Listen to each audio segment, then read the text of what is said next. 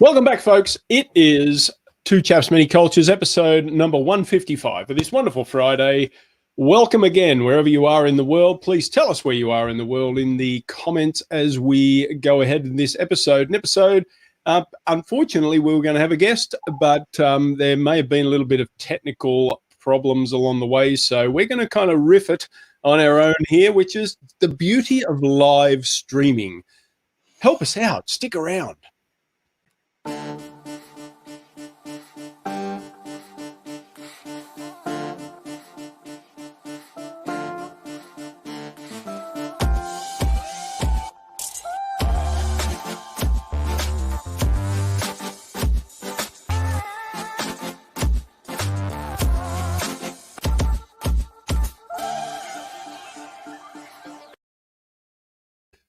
Yes, this is indeed the show about the business of culture and the culture of business. Two Chaps, Many Cultures. How are you today, pal?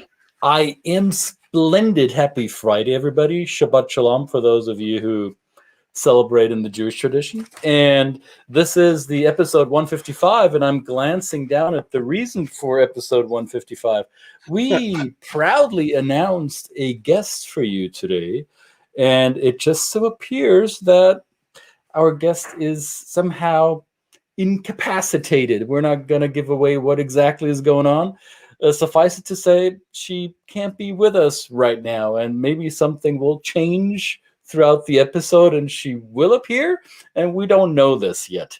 So this, as Brett says, this is the beauty of live streaming. You announce it, you put a timestamp and a date on it. You even create a beautiful logo or an intro slide for it, and then life gets in the way.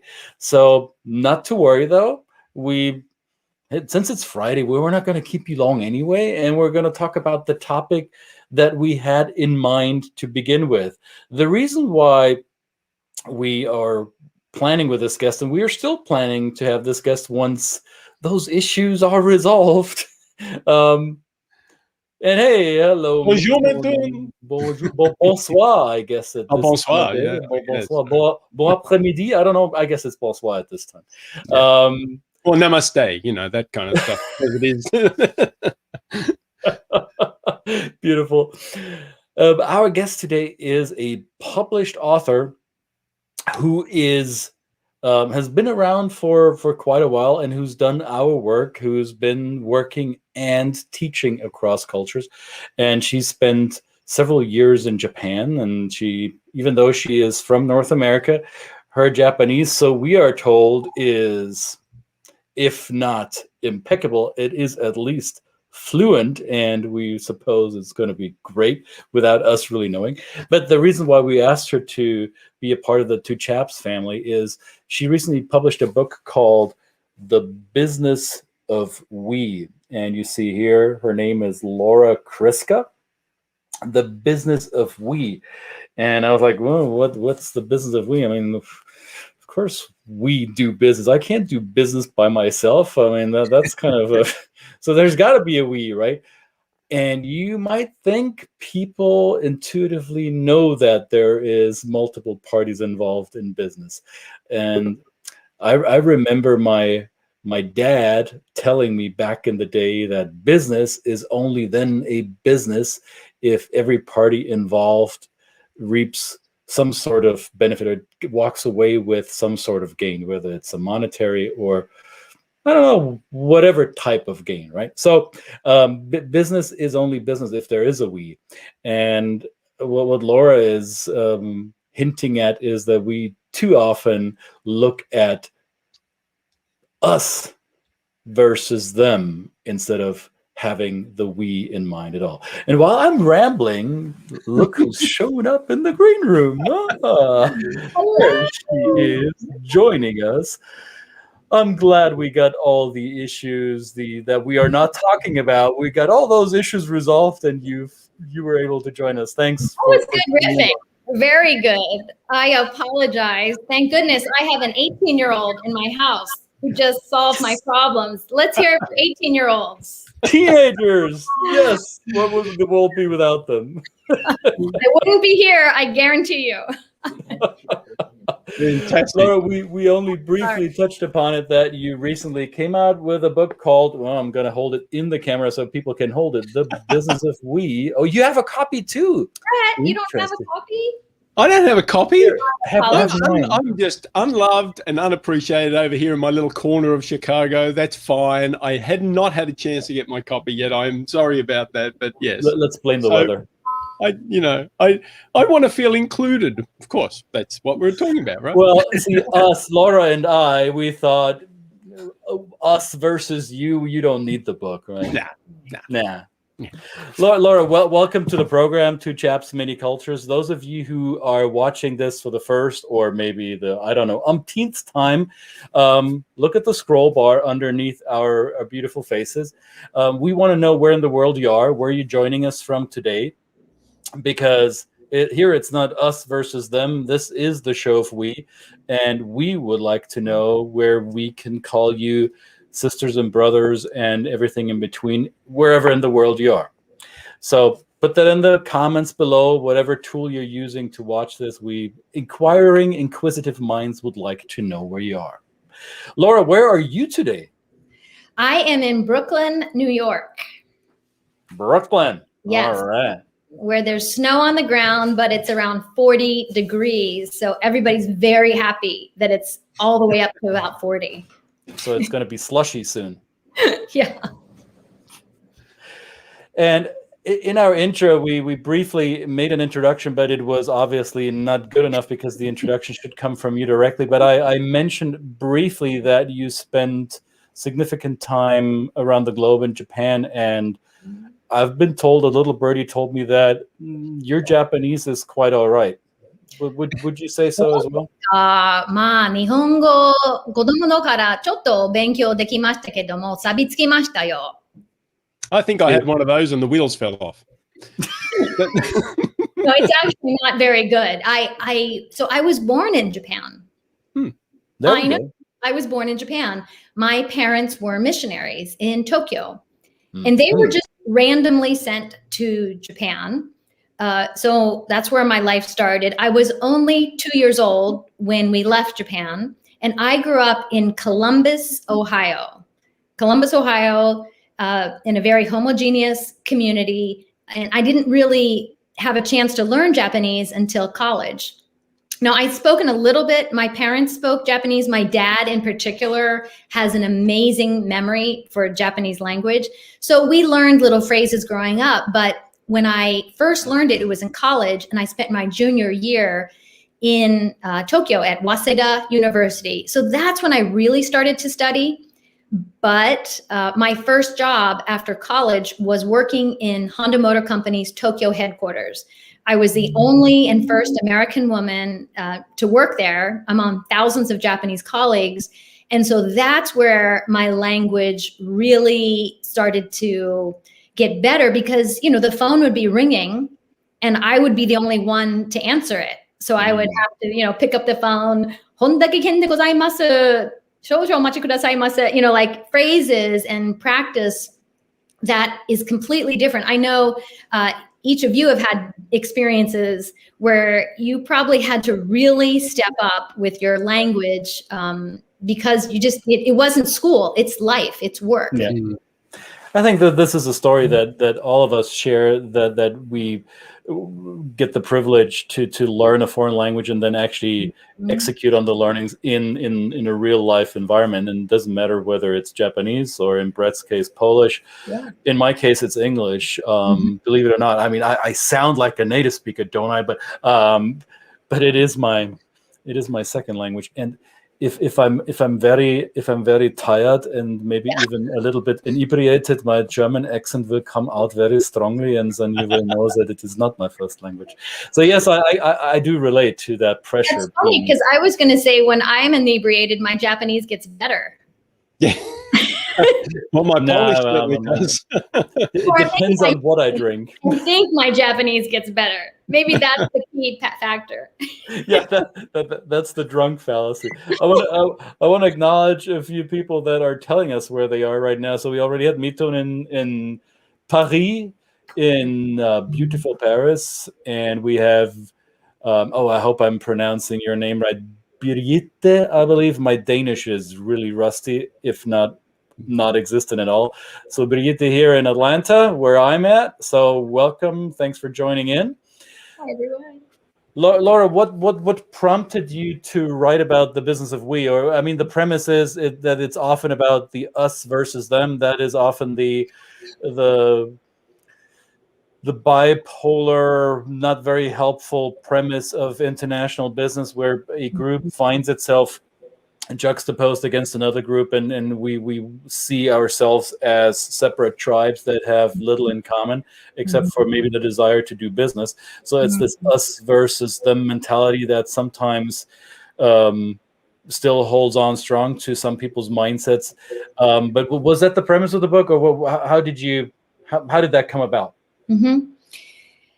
The book came about out of my work with Japanese businesses. I've spent most of my career working with huge Japanese companies around the world and helping them bridge the gap between Japanese culture and the other culture, maybe US, it might be German culture, wherever they happen to be.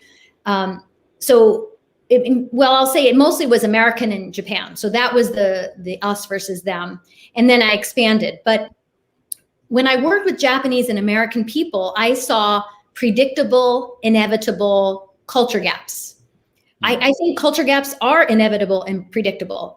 They shouldn't be a surprise that they exist. One of the central messages of my book is that cultural data matters. I know the two of you agree with this. You have built a show on this premise, and I think your show is wonderful, by the way. I think the episodes and the topics you're examining are things that everybody needs in our daily life. 50 years ago, this was the kind of stuff that diplomats needed to understand. But we're all diplomats to a degree, living in the diverse, global, connected communities that we're in now. So when I was working with Japan versus America, I was working very hard to address these predictable gaps. And I came up with tools, exercises, language. And I started to see that when I worked in other countries with Japanese and Mexican culture or Japanese and Brazilian culture, I realized, these tools can be applied to many groups. And then I had my own kind of awakening that the tools could be applied to any us versus them dynamic, no matter where it is, no matter what the basis of it is. And so I changed some of the language of the tools. And this is why my language tends to be very broad. I talk about we building, I talk about us versus them. This could be applied to many, many dynamics because I want people to be involved in this experience of examining themselves, picking us versus them dynamics that are relevant to their life. A company can tell you, this is important or that's important, but I find the most effective progress takes place when individuals and leaders are the ones motivated to close a specific gap. What were some of the biggest gaps you recognize? First of all, with the U.S.-Japanese context, where it's I guess rather easy to fall into the us versus them trap. It's the Western, quote unquote, Western world plotted against East or Southeast Asia. The two cultural clusters that see each other as quite foreign to or from each other. What were some of the most pronounced gaps that stood out for you in the beginning? Well, working with Japanese and American people, of course, the language gap, the geographical gap, ethnicity, race, history, religion, there are multiple gaps that exist. But the fundamental gap that everybody can relate to who works is occupational gaps. I mean, have you worked in an organization that didn't have this? Sales versus marketing, front office versus back office, manufacturing versus engineering. I mean, they're everywhere, blue collar versus white collar. And sometimes those are appropriate. It doesn't necessarily mean that it's causing problems, but everybody can relate to these occupational us versus them gaps. But when I started working with Japanese colleagues, I saw that it had to do primarily with language. A lot of Japanese colleagues that I've worked with, and I have worked with thousands of Japanese colleagues, and I have found them almost to a person hardworking, intelligent, dedicated, really wanting to do the right things, but having a different language than people that they were working with was this big barrier.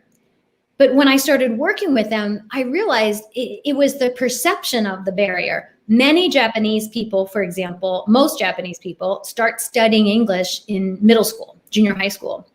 So by the time they are out in the world and working, they have years and years of language experience. A lot of that is in reading and writing, so they may not be as comfortable speaking it. But what I came to understand is that they kind of were hiding behind this language difference. And what really prevented them from interacting with the local communities that they were in was this fear of doing something wrong. Mm-hmm. And because that would be basically a wrongdoing would also be a ding on the honor, right? It's a face-saving culture. There would be, one would lose their face or their reputation in connection to the group that one belongs to, right? Yeah. Can I tell you a story about a real group that solved this problem in about let's hear it. an hour? Okay, this is one of my all-time favorite stories. It's a true story about an American car racing team. And the story is in the book, and it's about a IndyCar race team in Ohio. And they made an arrangement actually with Honda for a 1-year research team. And there would be about 10 American guys in Ohio, and from Japan, a group of 10 engineers were coming to Ohio to work for 1 year. The race team in Ohio was responsible for the car, the chassis. These guys that I worked with this team, I was the translator. They love cars. They knew everything there was to know about cars. I affectionately referred to these men as the gearheads. Okay. Mm-hmm. And this project started in January. The Japanese team, they were engineers, all engineers. They were bringing about many spec engines. And these engines would be brought. And so you put the engine with the car, the engineers with the gearheads, and you make a team and you try to make a super fast race car and you test it. Yeah, it doesn't always work like that, does it? This was the plan. So let me guess, was this Penske or? It was Bobby Rahal. Oh, okay. Mm. And so when I started in this job, I had not been in racing before, and I visited the garage for the first time, and I saw these big, loud American men talking English very fast. And I had worked in Japan, and I've worked with engineers, and I, worked with colleagues like the ones that would be coming. And I was like thinking, how is this going to work? I was worried about communication. My job was a translator, but I wouldn't be able to be everywhere at all times. So I made a proposal to Bobby Rahal, and I said, I want to teach the gearheads some Japanese. And my only goal was that the gearheads all have the skill to introduce themselves on the day that the Japanese team arrived. Mm-hmm. We spent a month or so in preparation, very simple, just basic introductions. And the day the Japanese team arrived, they come to the office, the gearheads say their introduction, Boku wa desu desu, dozo yoroshiku onegai shimasu. It's with a broad American accent. I could understand that. But it was amazing. The Japanese engineers, who many of them had never been outside of Japan before, they're in central Ohio. It's after a long flight, and they're looking at these enormous, American men speaking in Japanese. And their mouths are just like, what? Just can't believe it. And I could sense this was meaningful. But the last guy on the gearhead team was a young guy named Joe. He just languages like, couldn't keep the language in his head. He had one phrase. We spent a month and he had one phrase. And this was his default phrase. So here it is about 6 o'clock at night. Joe is the last one. He steps up and he says his default phrase, which is Ohayo gozaimasu, good morning. Mm-hmm. And everyone starts to laugh.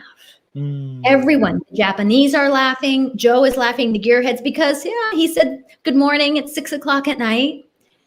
But that moment, when I look back on it, I realized that was a critical we-building moment.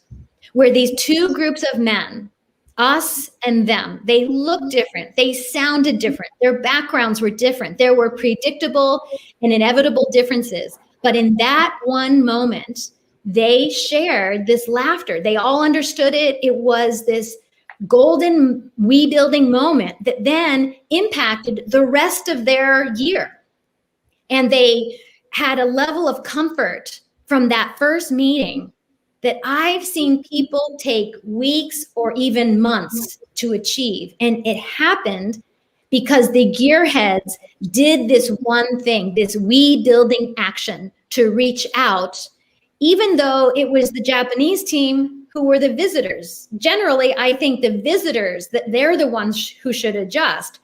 But the gearheads were in what I call the home team culture, right? There's a home team in that environment. That home team was middle-aged white men, where it is a lot in corporate America. And so as the home team, they took on the task to take this relatively simple gesture, and it impacted the rest of their work assignment. And years later, Bobby Rahal's team won the Indy 500 using a Honda engine. And they just did it in August as well, with Takuma Sato as the driver. Now, my suspicion, even though I wasn't there, but my suspicion is that what was the Wii magic, the golden Wii moment there, is that the American gearhead, knowing that his memorized phrase may have not been appropriate in the moment, but this is all he had, and he had the vulnerability to say it in spite of the limitation, and probably his fellow gearheads had mastered a little bit more, and the laughter may have reminded him, oh, okay, I may have said something that wasn't really fitting the situation, but hey, we're in this together, and since everybody's laughing, I probably didn't make such a big fool of myself as I thought, right? So it's this admitting or owning up to one's shortcomings and not being afraid to let those that we want to create the we with, let them know, hey, there are things I don't know yet, and still I want to play, right? I agree. That vulnerability is essential to we building, and creating we building moments. You can't always guarantee it will be a we building moment, but you can foster it by creating situations that lead to these kind of opportunities. The subtitle of your book, and I'm gonna hold it in the camera so actually people can see what I'm talking about. It says here, the proven 3-step process for closing the gap between us and them. So 3 steps and proven. That's a very American subtitle to a book. Americans need quick, easy takeaways. I'm not stereotyping at all. No, I'm not. But what is that 3-step process? You make a bold promise in big letters on the cover. So let's hear it. What's the 3-step process? Yay, America! Yay. It's so hard to be humble and sell books. It really is. It's just awful. I don't like all that. Look at this, but it's part of it. So I do stand behind the 3 steps. And I do say, I will explain them. They are simple steps, but it's not simple to bridge a gap. It takes time, it takes effort, it takes vulnerability. So here are the 3 simple steps. Number 1, foster awareness. This is something your show is doing every time you do a show. You're helping to foster awareness of cultural differences.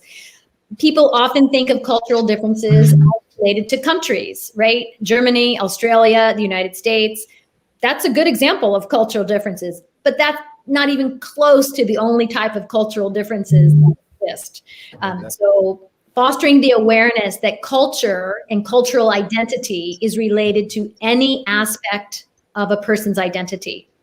Your gender identity, your socioeconomic class, your race, your ethnicity, your religion, the list is kind of endless. I have a kind identity cloud in the book that kind of talks about the main categories that exist for most people, but it's not a job of somebody else to tell another person what their cultural identity is. That's something each of us can identify for ourselves, and it's something that changes throughout our lives, throughout the week, however we operate.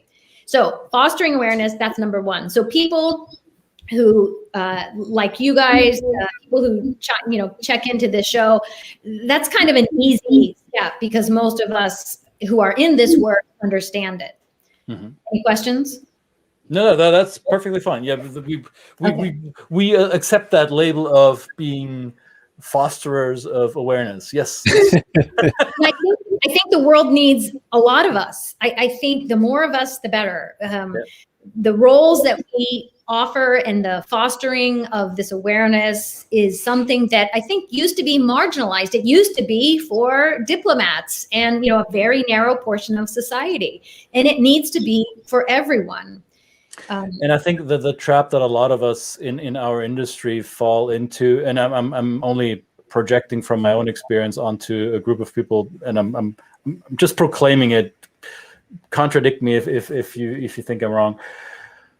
That if you work in the cross-cultural field long enough, at some point you start thinking, well, we've all heard this story before. The awareness is out there, has been out there for years. So what we're sharing here should not be news to anyone anymore. And that's when some of us get to the point where we stop being people fostering the awareness because we falsely assume that people have already become aware. And I think that's a false presumption. Just because we deal with it every day doesn't mean that the rest of the world does it the same way. And that's why we decided, Brett and I, to do this every day, just to sing the song, and hopefully people will sing with us. Right? As I said, I think the work you're doing is really important. And I think these shows really highlight important topics that resonate far beyond the kind of narrow cross-cultural world. Your show is for everybody, in my opinion. Thank you. So step two. Keep me on track. Step two. Yeah. I think is really the second most important. Step two, because the fostering awareness, for most people that comes relatively easy. Step two is an us versus them self-assessment. It's a specific practical tool. It's 10 questions, 10 yes or no questions. And these questions are meant to be asked to yourself about a specific culture, a target culture, if you will. And each person can decide or should decide what that target culture is going to be. This mechanism is to help people look inward. I think this is what's been missing, especially in the United States, yes. Especially when we're talking about racial diversity and racial identity. There's a lot of policy, law, external things, but part of the problem, part of the reason the United States has not achieved equity, in my opinion, is that over 50 years have passed since the civil rights legislation took place, yet so many of the people charged with making decisions about hiring, promotion, diversity and inclusion are people like me, middle-aged white people who live a very homogeneous life. So if people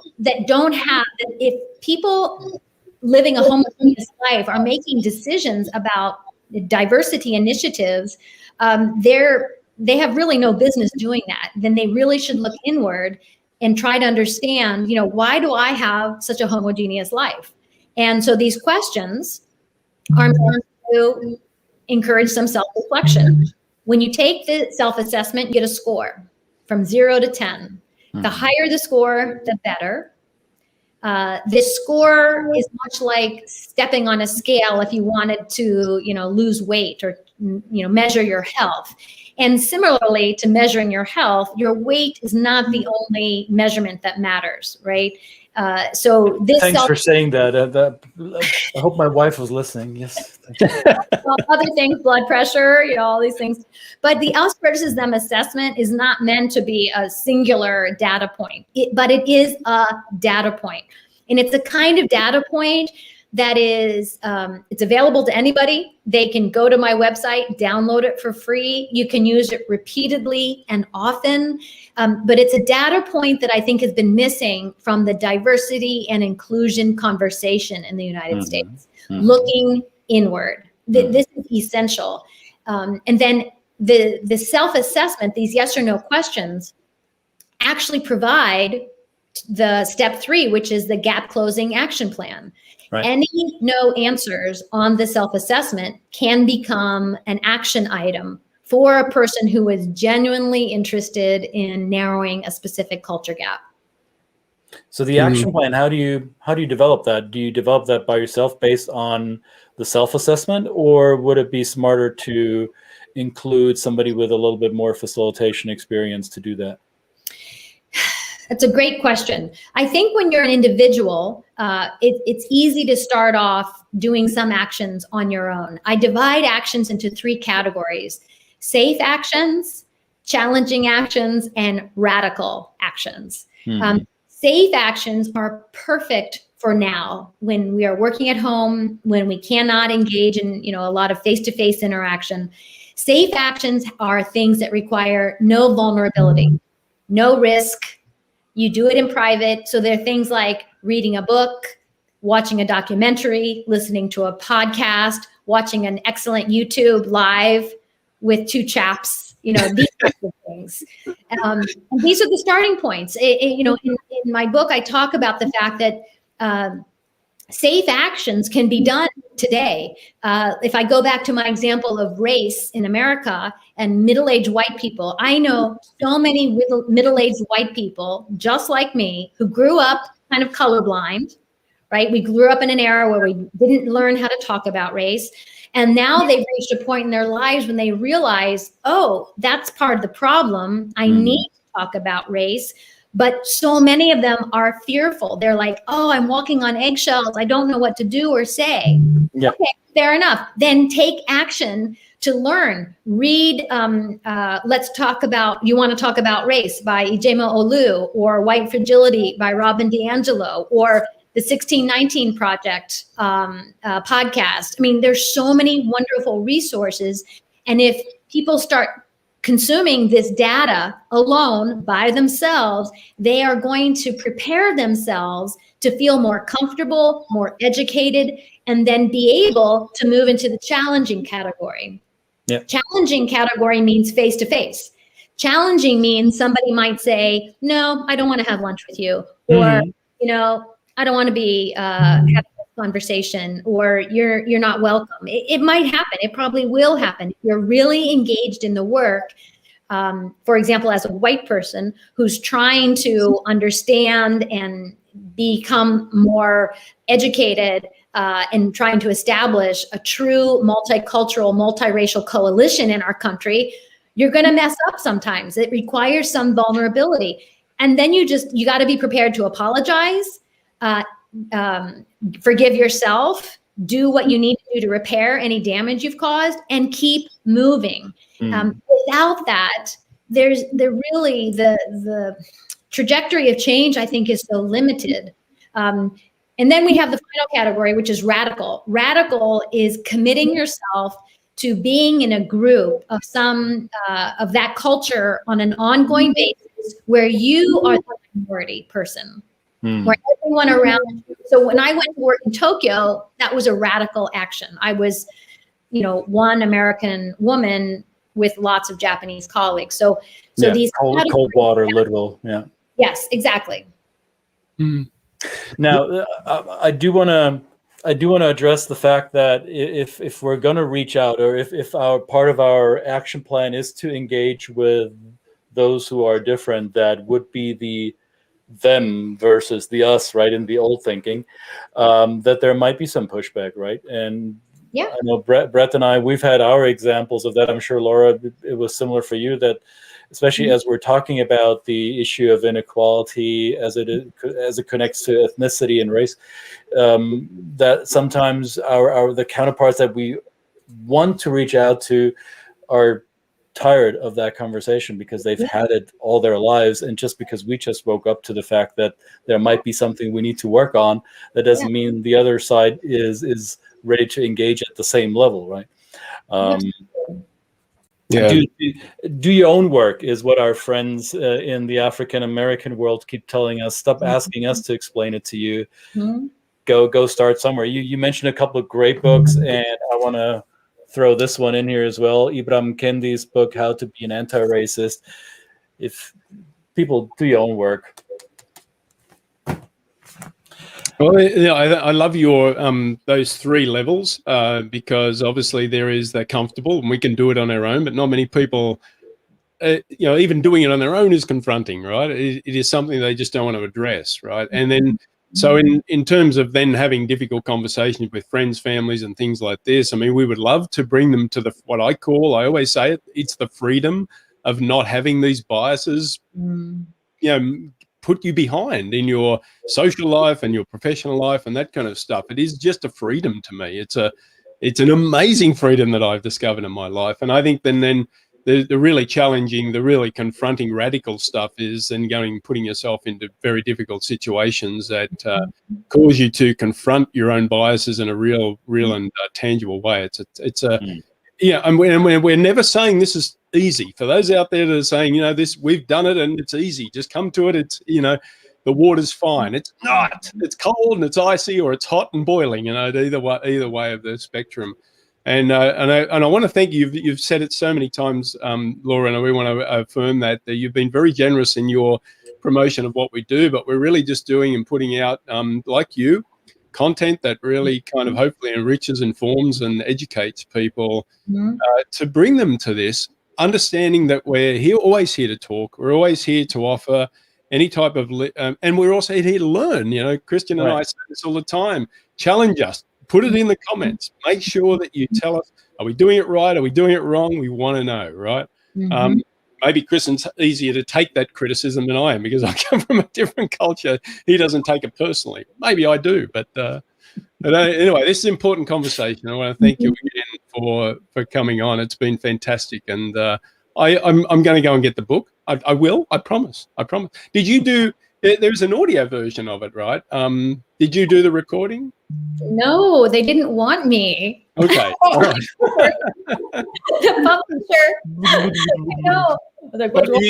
You got James L. Jones or something like that? Hello.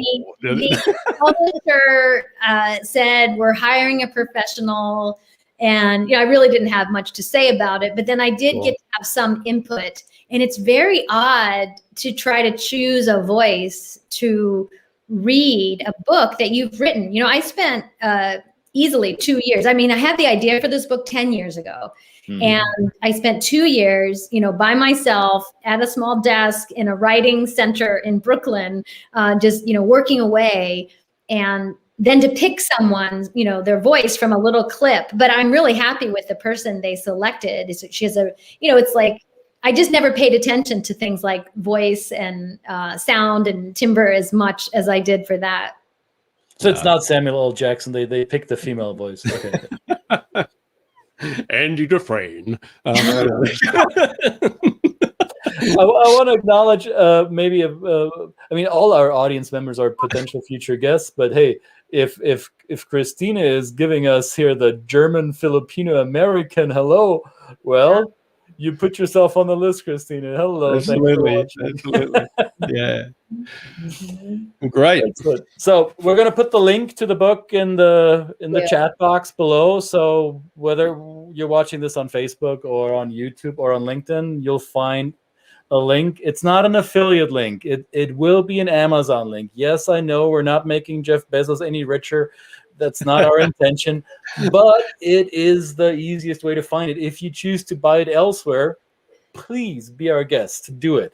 And if you don't live in the US and you want to buy it at the whatever shop.uk or .de or .jp, you're smart enough how to spell this, right? You see the name of the author, you see the title of the book. Can't be that hard. It's Friday. I know. You got this, people. You got this. Right. Get the book. And I wanted to say I am going to be doing some free webinars in the next couple weeks talking about we building.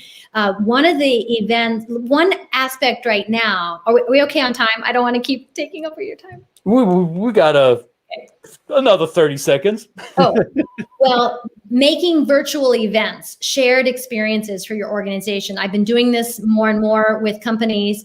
You can do it for very cheaply using technology. It's a great thing to do. That we building moment or that we building shared experience can be really valuable now when we're still working from home. People are seeking connection. So if they follow me on LinkedIn. How do people find that webinar? How do they sign up LinkedIn is for this? probably the best way. Look, I'm on all the social platforms, Laura Kriska, but LinkedIn is where I'll probably be posting more about that. Excellent. Awesome. Right. So people, you heard it. Connect with Laura on LinkedIn. Sure, the other socials matter too, but Yes. Connect with her on LinkedIn. That's where the magic happens. And learn about the We Building webinars. I'm going to sign up. This sounds good. Awesome. Please join. Thank you very much for joining us today. Thanks for, I don't know your 18-year-old's name, but on behalf of the entire world that is watching now, thank you to your 18-year-old for resolving the issues. That's right. And I was sweating it out. I was just okay. We made it work. That's all that matters. Yeah. Thank you very much, Laura. Thanks, Brett. Happy weekend to all of you. However you want to enjoy the last weekend of February. And remember, in the US and Canada, this might be African American History Month, but African Americans have histories and her stories and stories throughout the year. Yeah. So whether this is the last weekend of that month, shouldn't be stopping to learn about this. All right. That's right. Have a wonderful weekend, y'all. Take care. Thanks, Laura. Great to see you. Have a great weekend. Bye. Bye-bye.